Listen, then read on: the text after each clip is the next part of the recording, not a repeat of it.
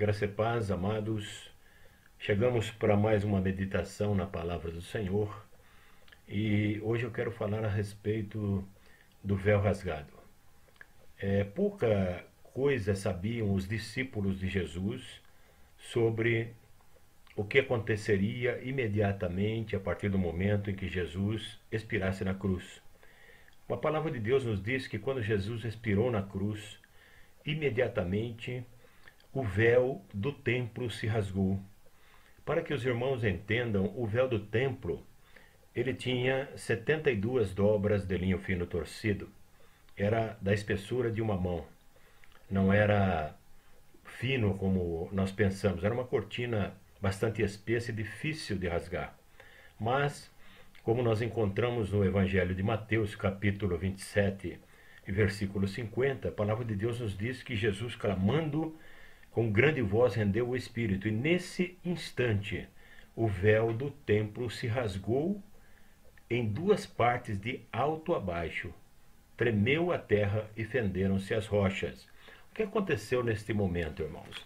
Veja bem, Jesus estava discipulando os seus seguidores, os seus apóstolos, a respeito da transição que era necessária da lei para a graça.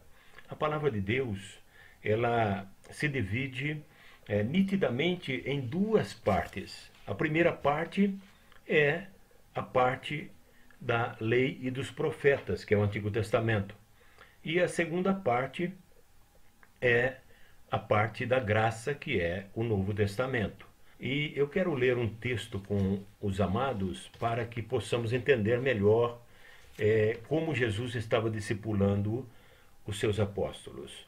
A palavra de Deus, no capítulo 17 de Mateus, diz assim: 6 dias depois, tomou Jesus consigo a Pedro, a Tiago e a João, irmão deste, e os levou em particular a um alto monte. Ali ele foi transfigurado diante deles. O seu rosto resplandeceu como o sol, e as suas vestes se tornaram brancas como a neve. Então lhes apareceu Moisés e Elias falando com ele. Pedro disse a Jesus: Senhor, bom é estarmos aqui. Se queres, façamos aqui 3 cabanas, uma para ti, uma para Moisés e uma para Elias. Estando ele ainda a falar, uma nuvem luminosa os cobriu, e da nuvem saiu uma voz que dizia: Este é o meu filho amado, em quem me comprazo, a ele ouvi. Os discípulos, ouvindo isto, caíram com o rosto em terra, tomados de grande medo. Aproximando-se Jesus, tocou-lhes e disse: Levantai-vos e não tenhais medo. Erguendo eles os olhos, a ninguém viram, senão unicamente a Jesus. Enquanto desciam do monte, Jesus lhes ordenou: A ninguém conteis a visão, até que o Filho do Homem seja ressuscitado dentre os mortos. Os discípulos o interrogaram, porque dizem, pois os escribas, que é necessário que Elias venha primeiro? Jesus lhes respondeu: Certamente Elias virá primeiro e restaurará todas as coisas. Mas digo-vos que Elias já veio, e não o conheceram, mas fizeram-lhe tudo o que quiseram. Assim farão eles também padecer o Filho do Homem. Então entenderam os discípulos que lhes falara a respeito de João Batista. Irmãos, o que acontecia no círculo íntimo de Jesus? Havia uma dúvida em seus corações, porque os escribas, os fariseus e os doutores da lei constantemente vinham até eles e diziam: olha, Jesus não é o Messias prometido, ele não é o Cristo, ele não é aquele que Deus prometeu para libertar o seu povo, para trazer a salvação. Porque o Messias tem um predecessor. O Messias, quando ele vier, ele terá que vir depois de Elias. Está escrito na profecia, nas profecias messiânicas, que Elias havia de vir primeiro. E Jesus aqui está explicando que, na verdade, quem veio no espírito de Elias, na pregação de Elias, no ministério de Elias, foi João Batista. E era necessário que Jesus os levasse até aquele alto monte para que eles pudessem testificar que viram ali naquele monte Moisés e Elias. O que significa isso, irmãos? Moisés e Elias eram os representantes da lei e dos profetas. Elias era o representante dos profetas. Naquele tempo, só existia na Bíblia, no cânon sagrado, Moisés, os 5 livros, o Pentateuco, e os profetas. Não existia ainda o Novo Testamento, porque ele seria compilado após a morte de Cristo. E viriam ali os seus apóstolos escrevendo, depois o apóstolo Paulo, e escrevendo sobre a graça que Jesus veio trazer a todos os homens. E nisto, o que acontece? Jesus leva os 3 no alto monte e mostra para eles, olha, aqui está o testemunho do próprio Deus. Eles viram Jesus transfigurado. Eles viram Moisés e Elias passando para Jesus a responsabilidade de agora em diante de ser aquele que entraria, que rasgaria o véu. O véu, o santuário de Deus no templo, tinha 2 partes onde os sacerdotes entravam. Uma chamava-se Santo, que era o lugar onde os sacerdotes se reuniam, ficavam ali.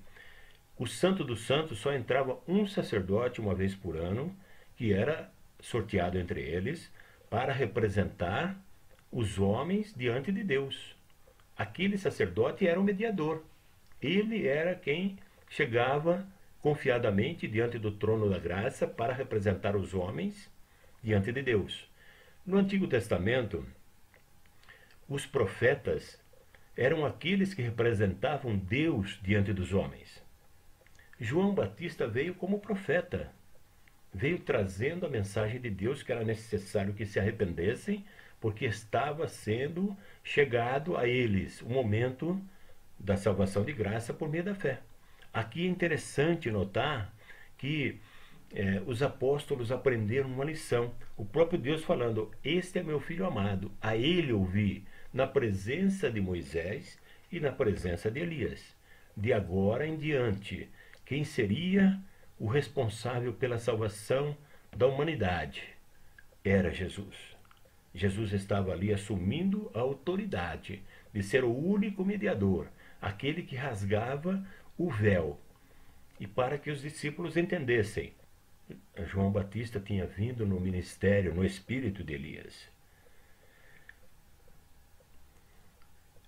E isso ficou bastante patente quando nós vemos que os discípulos assimilaram isso. Quando o véu do templo se rasgou, eles puderam compreender aquela mensagem que Jesus estava passando, de que agora não seria mais necessário aquele véu separando. Havia um véu que separava o santo do santo do santo. Ninguém podia entrar ali no santo dos santos. Somente aquele que fosse o sacerdote escolhido dentre os sacerdotes, dentre os sumos sacerdotes. Então aquele entraria para representar os homens diante de Deus. Agora não seria mais necessário. E é interessante que eles compreenderam tanto que isso ficou no cânon sagrado registrado. Em Hebreus nós vemos que, Hebreus capítulo 6, versículo 19 e 20, que o autor de Hebreus ele tinha uma plena consciência espiritual do que representava o véu rasgado. E ele diz ali nesta passagem de Hebreus 6, 19 e 20. Hebreus 6, 19 e 20. Temos essa consolação como âncora da alma, segura e firme, e que penetra até o interior do véu, onde Jesus, como precursor, entrou por nós, feito sumo sacerdote para sempre, segundo a ordem de Melquisedeque. Em Hebreus 10, 19, está escrito, portanto, irmãos, tendo ousadia para entrar no Santo dos Santos, pelo sangue de Jesus, pelo novo e vivo caminho que ele nos consagrou pelo véu, isto é, pela sua carne, e tendo grande sacerdote sobre a casa de Deus, cheguemo-nos com um verdadeiro coração e em plena certeza de fé, tendo o coração purificado de má consciência e o corpo lavado com água limpa. Estas duas passagens de Hebreus deixam evidente a atuação de Cristo rasgando o véu pelo seu sangue e garantindo a todo aquele que nele crê acesso ao trono da graça. Não precisamos mais de mediador humano, não precisamos mais de sacerdote humano. Nós temos um sacerdote eterno, segundo a ordem de Melquisedeque. É o sumo sacerdote. É aquele que nos representa diante de Deus e está sentado à destra do Pai. Em Hebreus 4,16, nós lemos: cheguemo-nos, pois, confiadamente ao trono da graça, para que recebamos misericórdia e achemos graça, a fim de sermos socorridos no momento oportuno. Nós temos esse privilégio de poder chegar confiadamente ao trono da graça para falar com Deus. Não necessitamos mais, como no Antigo Testamento, as pessoas precisavam de um sumo sacerdote, de um sacerdote que entrasse no Santo dos Santos para falar a Deus aquilo que as pessoas não podiam falar. Agora, uma nova realidade havia se firmado, uma nova realidade estava diante de todos os homens quando o véu se rasgou de alto a baixo. O véu rasgado de alto a baixo significa rasgado pelo poder de Deus para abrir espaço, para abrir caminho, para que nós pudéssemos chegar confiadamente ao trono da graça. Podemos sim falar com Deus em nome de Jesus. Há um só Deus e um só mediador, Cristo Jesus, homem. Esse sangue derramado na cruz do Calvário abriu para todos nós a possibilidade de podermos falar com Deus em nome de Jesus. Não precisamos confessar os nossos pecados para nenhum sacerdote humano. Podemos agora confessar nossos pecados diretamente diante do trono da graça de Deus e pedir perdão em nome de Jesus. Olha que privilégio que Jesus nos conquistou quando ele entregou o seu Espírito na cruz do Calvário. A palavra de Deus nos mostra que o véu imediatamente se rasgou. Esse véu do templo era bastante espesso, feito com 72 dobras de linho fino torcido, para que todos soubessem que essa cortina era impossível de ser rasgada por mãos humanas.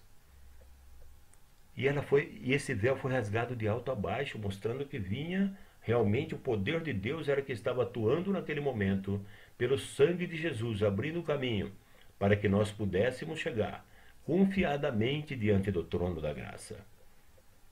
Esse é um privilégio que Deus conquistou para nós.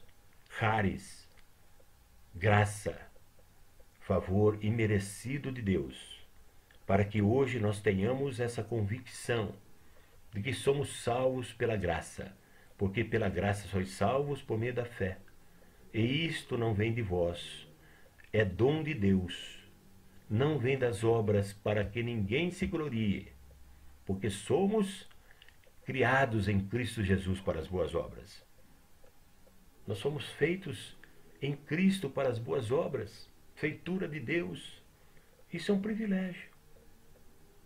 Muitas pessoas não conseguem compreender a grandiosidade do simbolismo espiritual do véu rasgado. O véu rasgado no templo, no mesmo instante em que Jesus entregou o Espírito, nos mostra que o caminho agora está aberto para o trono da graça de Deus. Então, amado irmão, amada irmã, vamos chegar confiadamente ao trono da graça,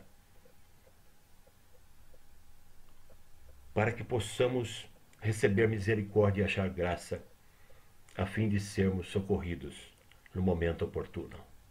Que Deus abençoe o irmão, a irmã, a sua família, que estejamos sempre aqui, meditando na palavra de Deus, para crescer na graça e no conhecimento de Cristo.